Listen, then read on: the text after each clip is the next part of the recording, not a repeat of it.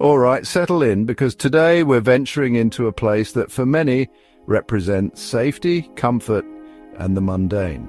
Welcome to our channel, where we dive into the most chilling and true horror stories. We're talking about those quiet streets, the neatly manicured lawns, the friendly waves from across the fence, the suburbs. But as you're about to find out, sometimes the most unsettling, the most terrifying, and the most inexplicable events unfold precisely in these idyllic settings. You know, the places where you'd least expect to encounter the truly strange, dark, and mysterious. Today, we have 3 disturbing suburban horror stories that will make you think twice about your seemingly safe neighborhood. These aren't tales from some remote, forgotten cabin in the woods or a desolate, abandoned asylum. No, these horrors festered and grew right next door, behind closed curtains and in the shadows of familiar streets. We'll explore a home that held onto its previous resident in the most terrifying way. Delve into the chilling paranoia of a community stalked by an unseen menace and uncover the horrifying truth hidden behind a neighbor's welcoming smile. So, lock your doors, maybe draw your curtains a little tighter, and prepare yourselves. Because these stories are a stark reminder that evil doesn't always lurk in the darkness of far-off places. Sometimes it's been living just down the block, patiently waiting for the right moment to make its presence known. And once it does, life in that quiet, unassuming suburb is never quite the same again. Are you ready? Let's get into it. Our first story takes us to the seemingly peaceful cul-de-sac of Willow Creek Lane, where the Thompson family, Mark, Sarah, and their 2 young children, Emily and Josh, had just purchased their dream home. It was a beautiful 2-story colonial, white picket fence, sprawling backyard, the whole 9 yards. They were ecstatic, envisioning years of happy memories, barbecues, and neighborhood block parties. The previous owner, an elderly woman named Mrs. Gable, had passed away in the house, but the realtor assured them it was peaceful, natural causes. They didn't give it a second thought. Why would they? It was, after all, their perfect suburban haven. The first few weeks were a blur of unpacking boxes and painting walls. But then the subtle disturbances began. It started with small things, easily dismissed. Doors they were sure they'd closed would be found ajar. Objects would be slightly out of place. A coffee mug moved from the counter to the table, a child's toy appearing in a different room. Sarah would often mention a faint, almost imperceptible scent of lavender, Mrs. Gable's favorite, lingering in the master bedroom even after airing the room out for days. Mark, ever the pragmatist, chalked it up to the stress of moving, an old house settling, or just forgetfulness. But a nagging unease began to settle over Sarah. Then came the whispers.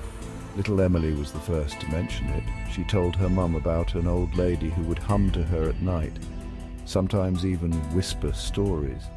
Sarah initially thought it was an imaginary friend, a common phase for a 6-year-old, but Emily's descriptions became more detailed, eerily matching photographs of Mrs. Gable they'd found tucked away in an attic box.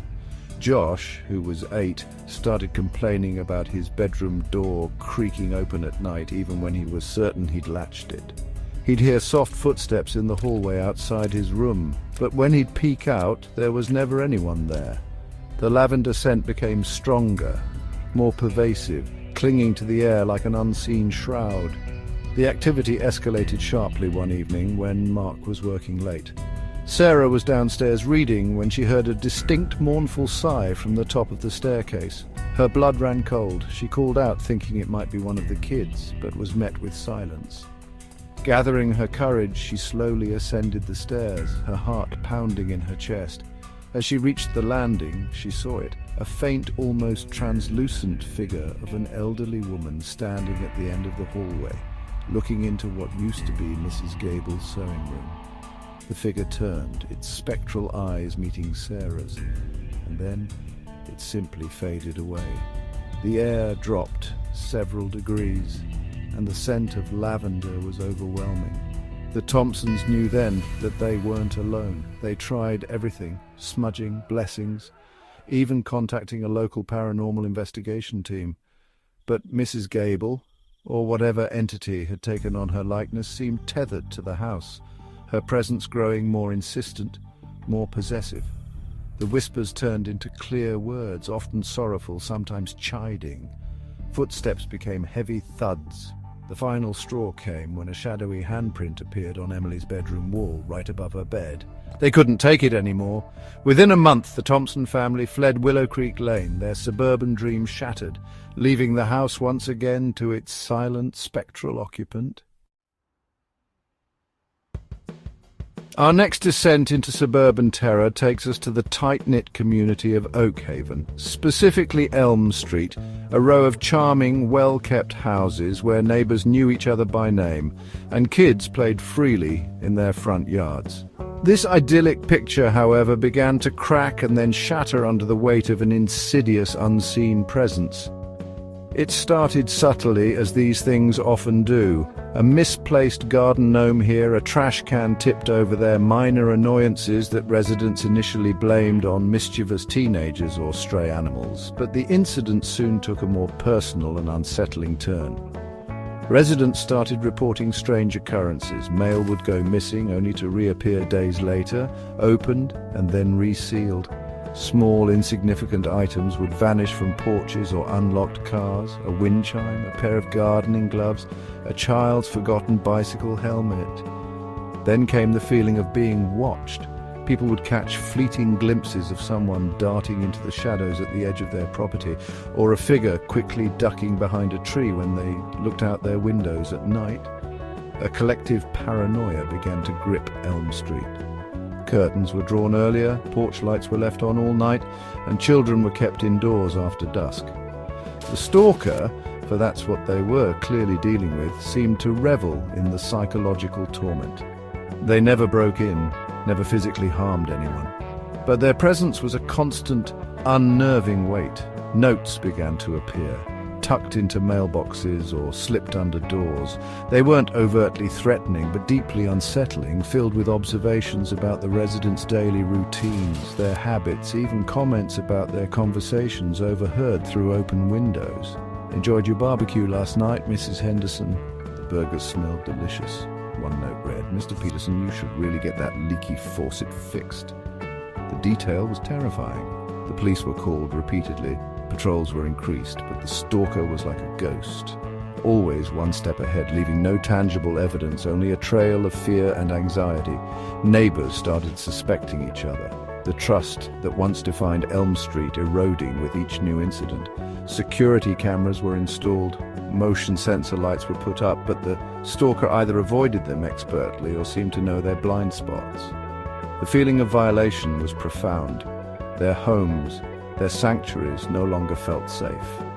They were living in a fishbowl, their lives on display for an unknown, unseen voyeur. The reign of terror lasted for nearly 6 agonizing months. The breakthrough came unexpectedly. A late-night dog walker new to the neighborhood and unaware of the ongoing fear noticed a figure meticulously going through the recycling bins on Elm Street, wearing dark clothing and a hoodie pulled low. Thinking it was just someone looking for cans, they didn't pay much mind until they saw the figure pause, pull out a small notebook, and jot something down before moving to the next bin. Suspicious, they called the police, who arrived quickly and apprehended the individual. The Elm Street stalker, it turned out, was a quiet, unassuming resident from a neighboring street, someone no one had ever suspected, who confessed to deriving a thrill from the control and fear they instilled.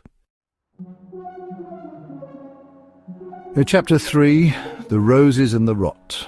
Our final story tonight takes us to Maple Avenue, a street renowned for its beautiful gardens and friendly neighborhood atmosphere.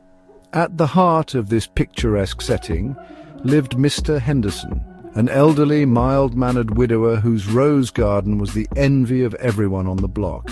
He was always ready with a smile, a wave, or a helpful piece of gardening advice. He was, by all accounts, the perfect neighbor, a gentle soul who wouldn't harm a fly. But behind the meticulously pruned roses and the kindly facade, Mr. Henderson was cultivating a secret far darker and more horrifying than anyone could have ever imagined. For years, Mr. Henderson was a beloved fixture in the community. Children would often stop by to admire his flowers, and he'd give them freshly cut blooms. He hosted an annual garden party, a highlight of the summer for many residents. No one had any reason to suspect anything was amiss. He was just good old Mr. Henderson. However, a new family, the Millers, moved in next door and soon began to notice some oddities. Young Timmy Miller, a curious 10-year-old, often complained about a strange, unpleasant smell that seemed to emanate from Mr. Henderson's backyard, particularly near the large, always locked shed at the far end of his property. His parents, David and Lisa Miller, initially dismissed it as fertilizer or compost, common smells in a neighborhood full of avid gardeners. But the odor was different, more acrid, and it seemed to get stronger on warm, humid nights. They also noticed that Mr. Henderson was fiercely protective of his shed. While he was happy to show off his roses, he would become visibly agitated if anyone, even by accident, strayed too close to that particular structure. He'd quickly, though politely, steer them away, offering a flimsy excuse about dangerous tools or chemicals. The Millers, while a little unsettled, didn't want to make waves with their new, seemingly kind neighbor. The truth began to unravel one stormy afternoon. A powerful gust of wind, part of an unexpected summer squall, ripped the old rusty padlock right off Mr. Henderson's shed door, blowing it wide open. Timmy Miller, who had been watching the storm from his bedroom window, saw the door swing open, and his curiosity piqued by the persistent strange smell and Mr. Henderson's secrecy, decided to investigate once the rain subsided, unbeknownst to his parents. What he found inside would scar him for life and send shockwaves through the entire community of Maple Avenue. Inside the shed, amidst gardening tools and bags of soil, were several large industrial-sized freezers. And from one, which hadn't been properly latched, a horrifying sight was partially visible, along with the source of the sickeningly sweet rotten odor that had plagued them. Timmy, terrified, ran home screaming. The police were called, and the idyllic facade of Maple Avenue and of Mr. Henderson was brutally torn down. The friendly gardener, it was discovered, had been luring stray animals for years, and his secret was a gruesome collection hidden from the world, a dark undercurrent beneath the fragrant roses. The neighborhood never looked at his prize-winning blooms the same way again. And there you have it. 3 stories that pull back the curtain on the unsettling realities that can hide just beneath the surface of our everyday lives.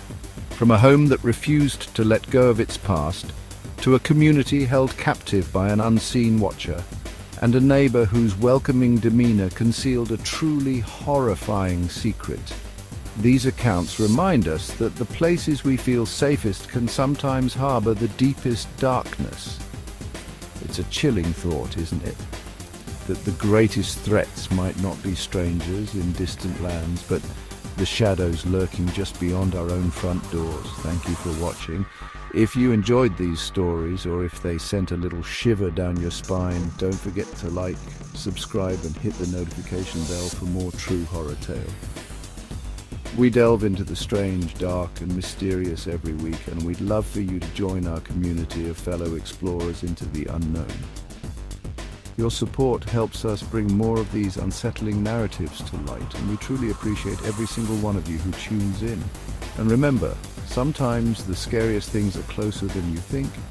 Keep your eyes open, trust your instincts, and maybe, just maybe, get to know your neighbors a little better, or perhaps a little less. Until next time, stay safe out there, and try not to think too much about what might be happening behind the closed doors and drawn curtains in your own neighborhood. Sweet dreams.